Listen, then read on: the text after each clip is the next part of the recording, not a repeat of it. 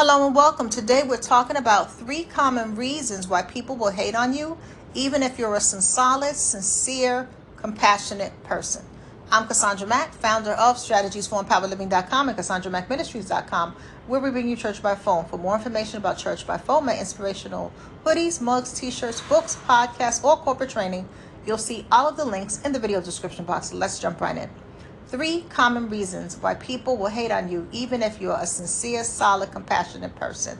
Number 1, some people will hate on you because you had the audacity to improve your life, personal development, in any area of your life, health and fitness, finances, mental well-being, emotional wellness, doesn't matter the area of your life. When you decide to improve an area of your life, then what happens is you begin to come out of the box that people may have placed you in, right? Most people say that they want to live their best life. A lot of people say that they want to enjoy a good quality of life, but few people are willing to put in the work and do what it takes to get a good life. And what begins to happen is, as you begin to invest in your own personal development, you're reading the books, you're taking the classes, you're doing the work, there will be people who will cheer you on initially. But as you begin to have success, where you can see the fruit in that given area of your life, there will be some people who will hate on you.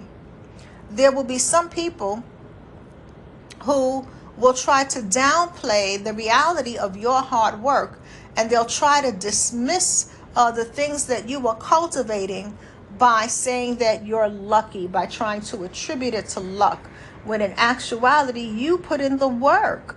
You put in the blood, sweat, and tears, the sweat equity. Now, it goes without saying, we have the favor of God on our lives, but there will be people who will attribute it to, oh, it's just a lucky chance, when in reality, no, you put in the work. You were hitting the gym every day, or doing some sort of exercising. You change your eating. Totally, you change the way you eat, and now you see the results. You save money for a particular goal. There were things that you wanted to do, just like everybody else. Maybe you wanted to hang out, or you wanted to go to the restaurant, or buy the pocketbook, or the sneakers, or the pair of shoes, but you didn't do that. You were able to delay gratification because you had an end goal in mind, whether it was saving up for something you wanted to purchase, or whether it was getting out of debt. Perhaps it was sobriety, and you made a decision, I'm going to do what it takes to stay clean and sober. And now that you have cleaned up your life and you're living in a different way, there will be some people who will attribute it to luck, when in reality, you were the one going to the AA meetings. You were the one going to therapy. You were the one putting in the work, whatever that looks like for you. It'll look different for each person, whatever your work looks like. You were the one putting in the work.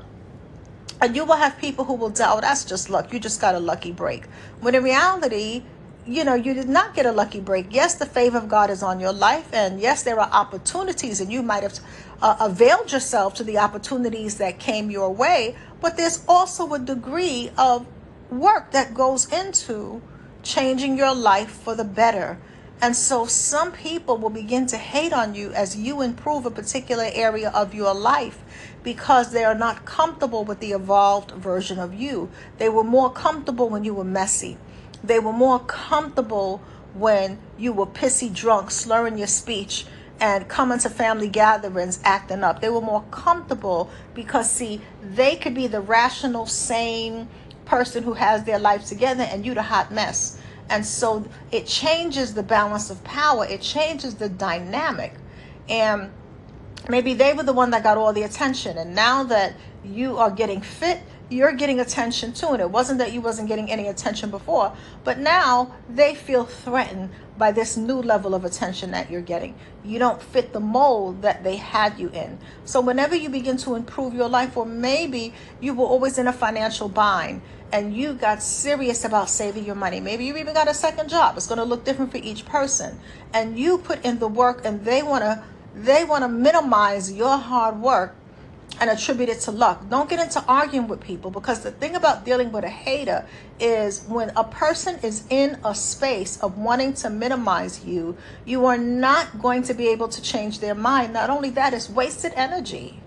You got better things to do with your life than try to convince a hater that you put in the work. If they don't want to believe it, so what? So what? You know that you put in the work, and that's all that matters. People are going to believe what they want to believe. As you're ascending to higher heights, you don't even have time to deal with people who are not on your level. So that's a big one.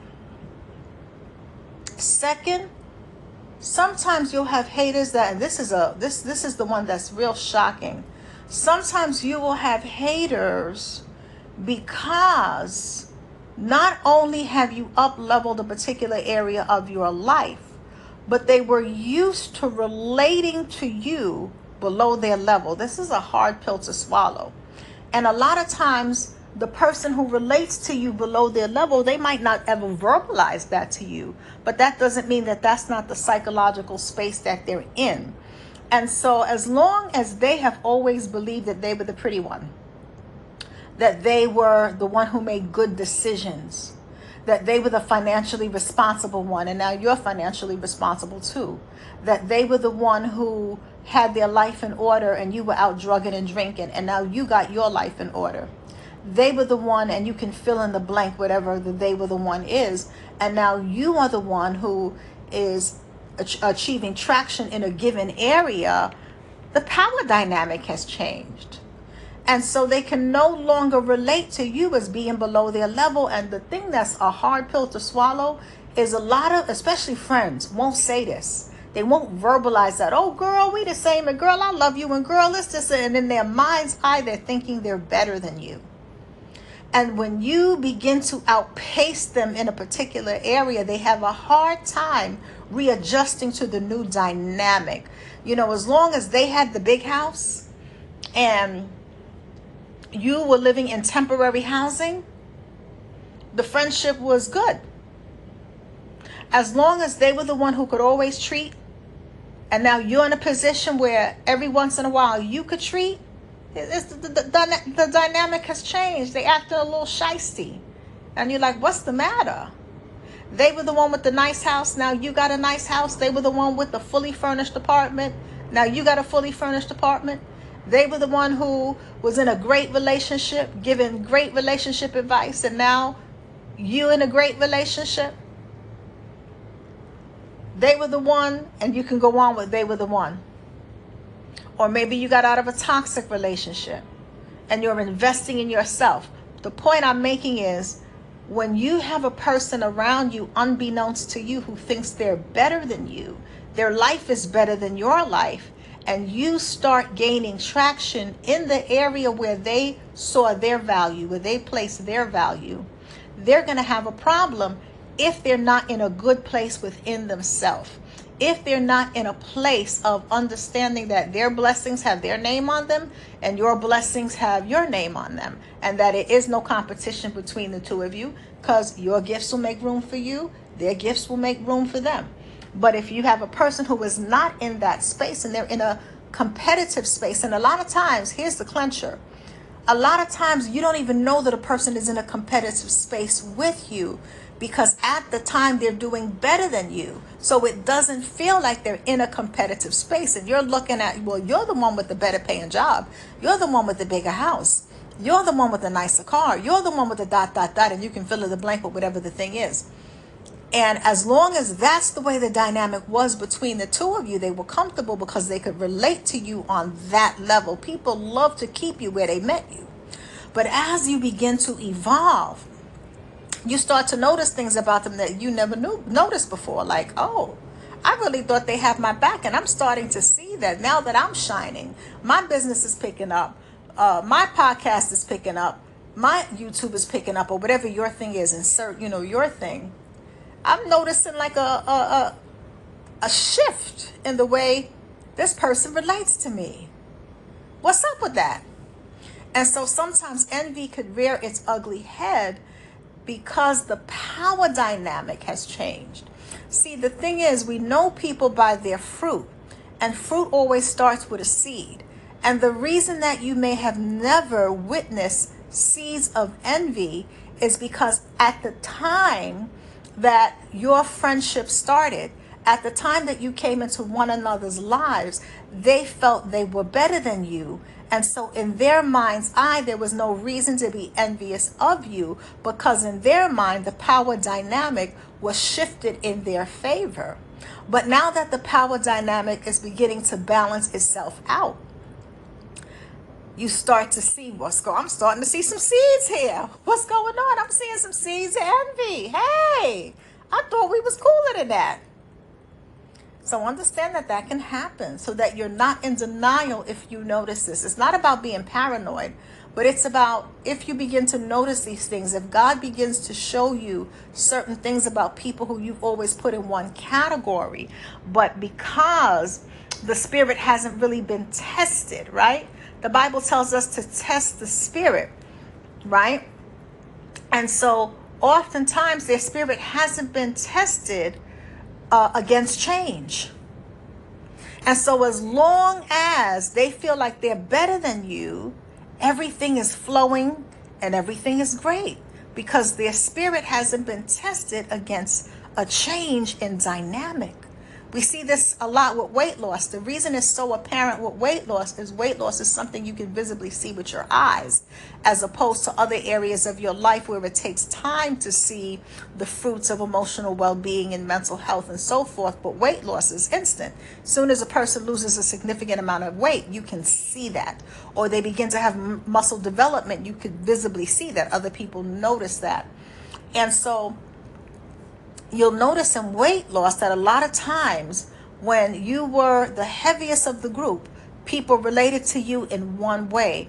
But as you began to shed the weight, now that friendship is tested, it is tested against the dynamic of change. So because change was never introduced in terms of change of the dynamic as it relates to how they relate to your appearance, right?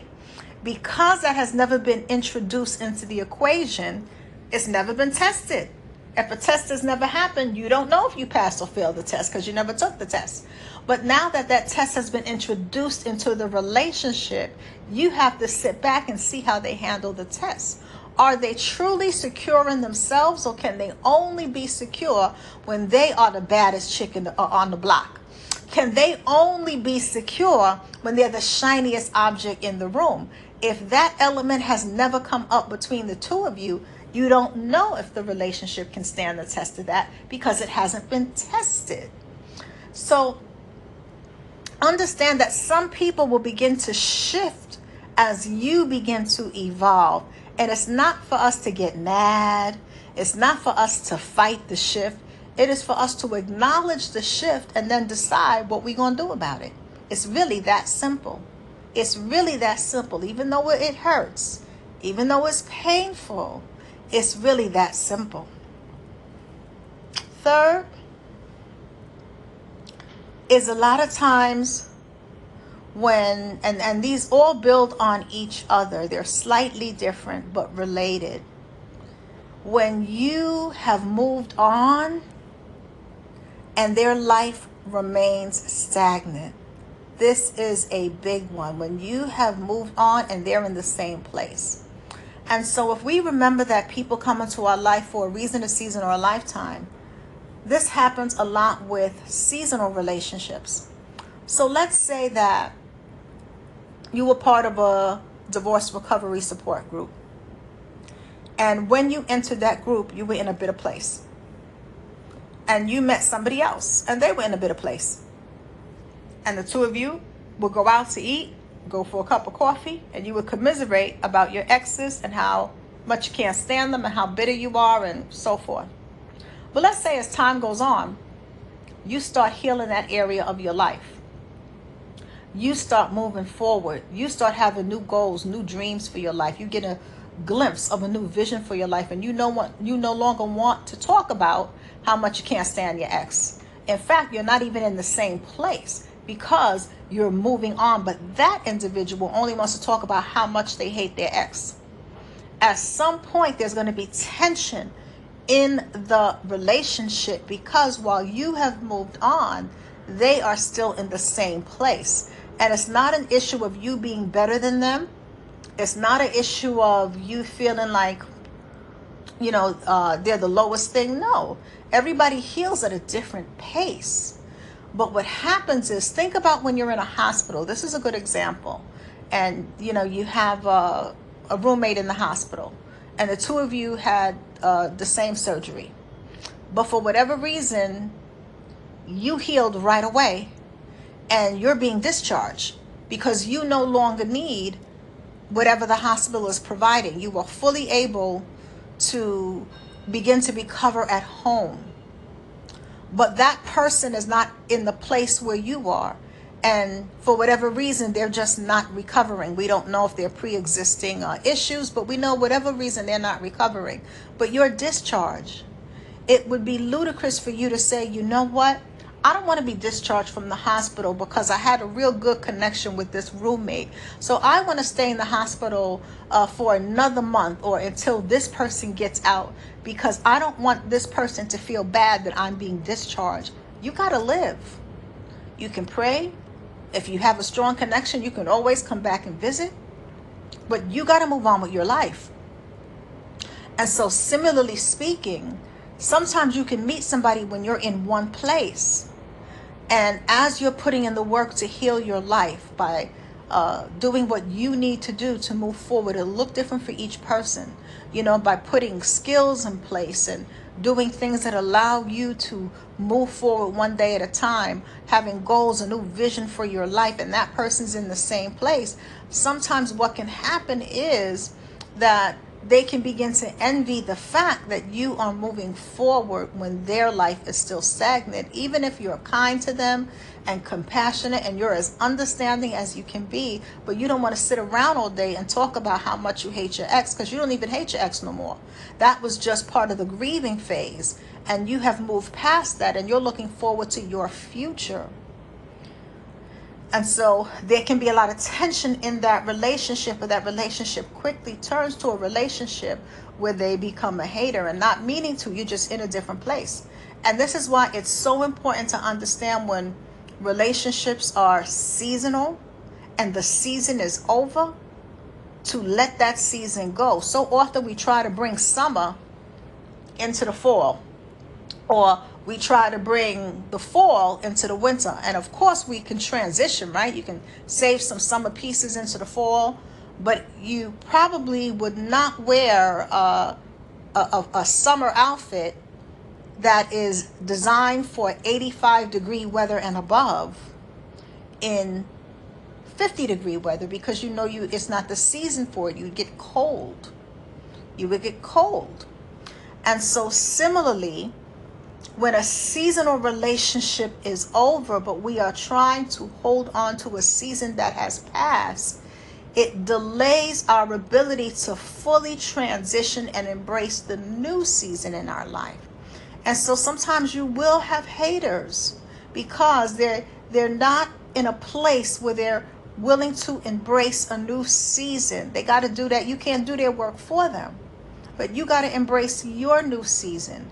And whenever they catch up, if they ever catch up, whenever they choose to embrace the new season, then perhaps you can revisit that. It's hard to tell. You got to go to God and see what God says to you about those relationships. But the point that I'm making is that you will have relationships where, as you begin to move forward and their life remains stagnant, it's going to be problematic. It's going to be problematic. And you see this a lot when rappers go back to their old community and they want to say that nothing has changed. But the reality is your life has changed. You're in a different income bracket. Your life is different. The people you're around is different. And so often we see these stories where rappers go back to the neighborhood, and the neighborhood that they have so much love for is the same neighborhood that they're murdered in. And so a lot of times what will happen is when a season in your life is over There'll be a murdering, and it might not be a physical murder. Sometimes it's character assassination. It'll come out through gossip. So be mindful of that. And I know I said 3, but let me give you one more. And the last reason that I want to discuss today why you can have haters, even if you are a solid person and you're compassionate, you're not trying to hurt nobody, you're not an arrogant that type of person. You're living your life, but you are evolving and growing. That's what we're supposed to do. We're not supposed to stay stagnant, right? Think about fruit. It starts out as a seed, but it is supposed to blossom into fruit or a flower or a tree. And we're supposed to blossom, grow, evolve at each stage of our life. So another reason, the last reason, is if your life was at one point you were on the wrong path and your life was on a downward spiral, what'll happen is a lot of people will write you off. You're never going to be nothing. And if you manage to turn things around, right?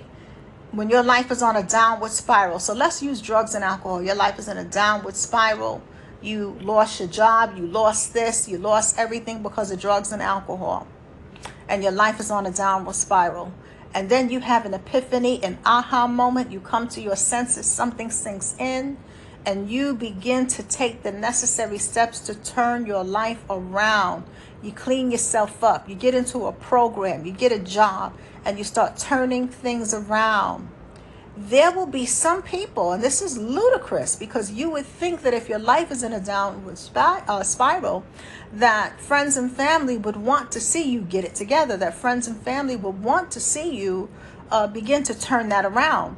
And you'll have a lot who are cheering for you. So I want to be clear, everybody's not a hater. There are a lot of great, wonderful people who will cheer you on, and they truly want to see you rise, succeed, and thrive. But there is an element of society that doesn't want that. So you can't deny that aspect of society as well. And sometimes those people are people that we've been close to at one point. And so some people will be angry that you were able to pick yourself up. They might not verbalize it, but there will be people who will hate the fact that you were able to get your life together. See, because in their mind's eye, you were supposed to be nothing and nobody. And when you begin to surpass people, especially after a downward spiral, like you were the drug addict in the family, and now you bought a home. You were the drug addict of the family, and now you are a drug counselor helping so many other people. You were the, whatever the thing is, the person who just could not get it together. It might not have been drugs. It could be something else. Insert the thing. So you were the person in your family where your life was on a downhill trajectory, but somehow, some way, you held on to God's unchanging hand, and you began to allow God to turn some things around in your life. There will be people who will hate you for surpassing them when they wrote you off. There will be people in their mind, I'm supposed to be the one with the house. You're the drug addict. Or you were a stripper all your life. I'm supposed to be the one that got married. How did you get married? Does he know about your past? And you might have met him there. And y'all had a connection. And that's not your life no more. But see, it goes back to people feeling better than you. See, when that person could feel like they were better than you, it gave them a sense of validation. It gave them a sense of self-importance. But now that you are turning things around, your life is coming together, they feel like, well, I'm supposed to be having your blessing. When in reality, each one of us have our own blessing with our name on it. God has a hope and a future for each of us.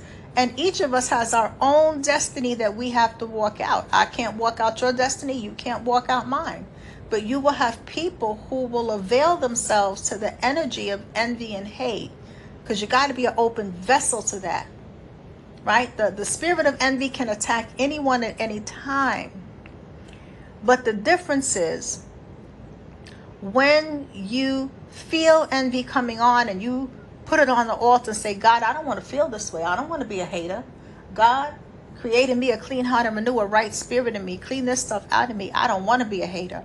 Show me what you put inside of me so that I could focus on my blessings. Heal the areas in me where I'm feeling insecure and jealous and envious so I could see the good things about my life and not hate on this person. Then there's an opportunity to change because you're availing yourself to the promises and the provision of God.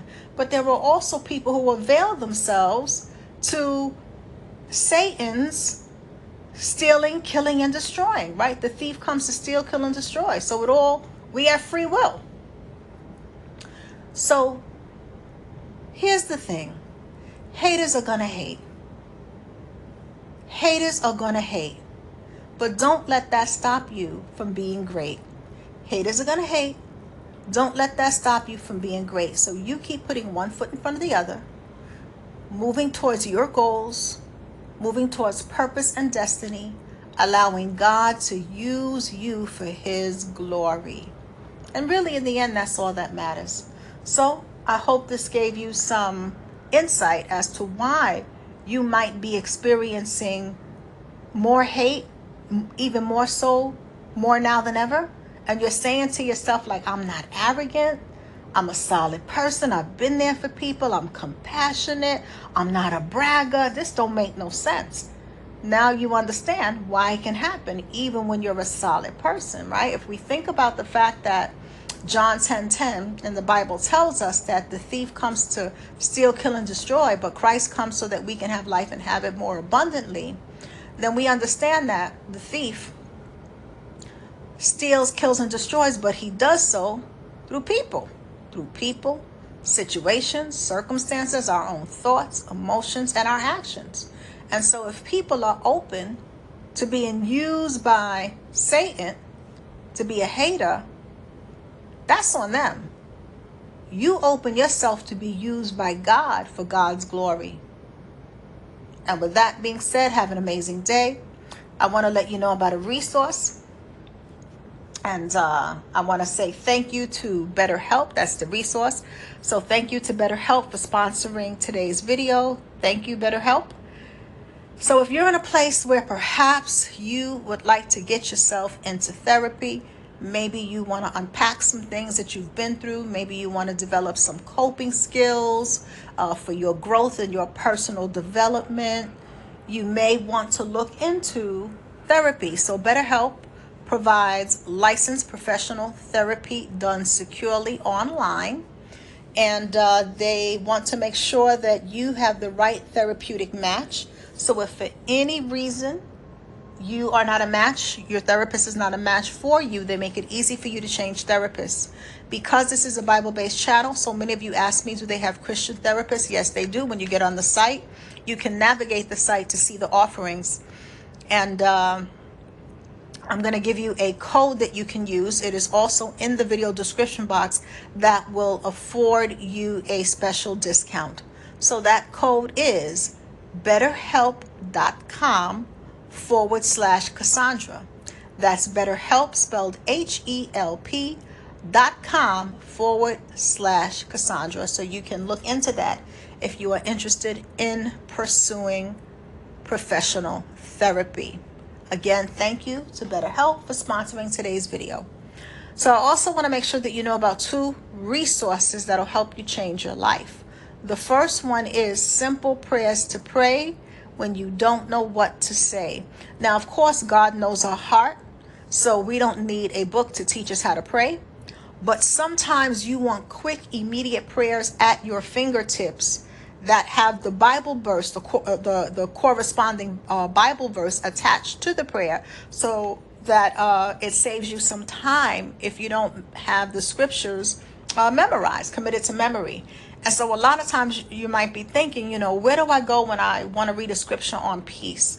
Where do I go when I want to read a scripture on pulling from God's strength? Where do I go when I want to read a scripture on when I feel confused?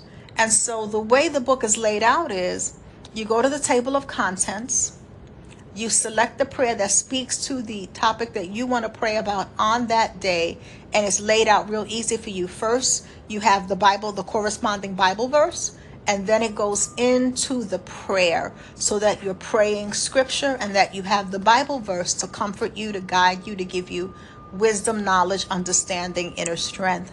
Again, that simple prayer is to pray when you don't know what to say. And that book is available at Amazon along with all of my other books. The second book that I want to make sure that you know about is a book called Unleash Your Unstoppable.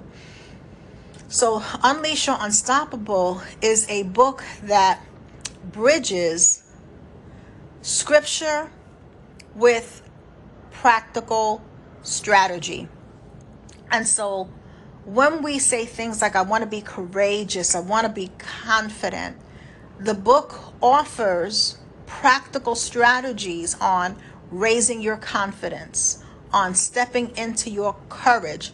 But then it also gives you the scripture for that. The scripture for do not throw away your confidence, for it has a rich reward in the book of Hebrews. And then it talks about what confidence looks like, godly confidence, and how do you upgrade your confidence. So that's Unleashing Your Unstoppable, and that bridges biblical learning with practical everyday application.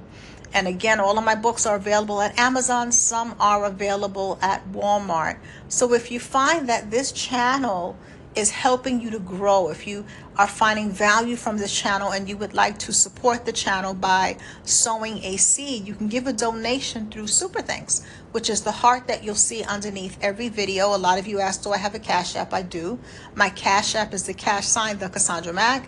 And if you'd like to sow into the ministry in general, you can go to CassandраMackMinistries.com. You'll see a link that says give, and you can follow the prompts from there. So with that being said, have an amazing day. Always remember, you hold the pen that writes the chapters of your life. Make your story an amazing one. Until next time.